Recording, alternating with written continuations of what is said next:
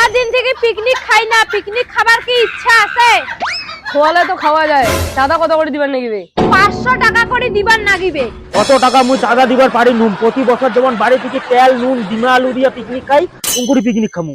পুরা খাইতে খাইতে তো জিবা খানা খানা 10 হাত হইছে, টাকা না দিয়া খাইতে লজ্জাও লাগে না। অপমানটা অনেক বেশি হয়ে গেল না? মুই না খাও পিকনিক, উমরায় খাও। আমরা খাবো দেখি নেবে নাকি? থাক, পেঁয়াজ রসুনটা মুইয়া দিবি। তাহলে তো কি যেই লাও ওই সেই কদুই না হল, সামান খরচে পড়লে মোর ভাগত। খরচ করলে করুক, না করলে নাই। ঠিক আছে, খরচ মুইয়ে করিম, লজ্জা নলে খাবার সময় বড় বড় মশলার পিস গিলা মোর খালি দখে দেয়। ওইটা খাওয়ার সময় দেখা যাবে। ঠিক আছে, বাজার করি যাস, আইসো মোর পাশে পাশে। No, no, no, no. वाह क्या सीन है।